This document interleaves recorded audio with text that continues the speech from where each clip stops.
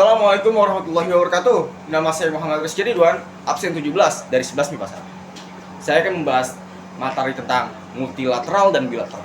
Contohnya yaitu multilateral yang diadakan G20, yaitu krisis ekonomi dan keuangan global yang terjadi pada tahun 2007 merupakan dampak dari sistem infrastruktur ekonomi dan keuangan internasional yang tidak berkembang, terutama dalam hal regulasi sektor keuangan yang kurang accountable, berawal dari krisis kredit perumahan, subprime mortgage krisis di Asia.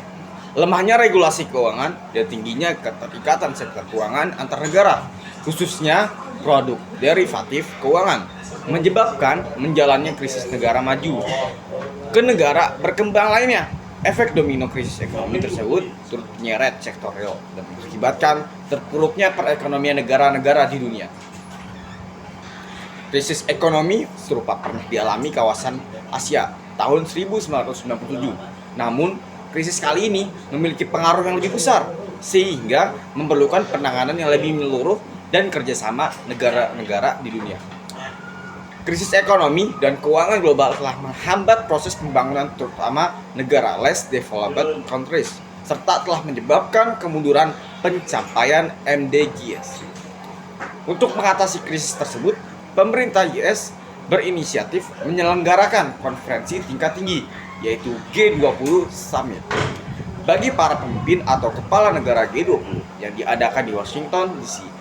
Tanggal 15 November 2008, krisis ekonomi global menyadarkan otoritas keuangan dan bank sentral berbagai negara bahwa integrasi sistem keuangan yang semakin erat membutuhkan adanya forum diskusi permanen yang intensif dalam rangka menciptakan stabilitas keuangan global. Melalui upaya pencegahan dan penyelesaian krisis keuangan internasional, keanggotaan G20 terdiri dari Kanada, Perancis, Jerman, Italia, Jepang, Inggris, Amerika Serikat, Argentina, Australia, Brazil, Cina, India, Indonesia, Meksiko, Korea Selatan, Rusia, Arab Saudi, Afrika Selatan, dan Turki. Selanjutnya ada kerjasama bilateral, yaitu Indonesia dengan Jepang. Optimis wujudkan Asia sebagai pemimpin proses transisi energi global. Kombinasi dari permintaan global yang mulai meningkat, disrupsi rantai pasok, melonjaknya harga pangan dan energi, serta kondisi geopolitik global mendorong kenaikan inflasi global dan pengetatan kebijakan moneter di berbagai negara.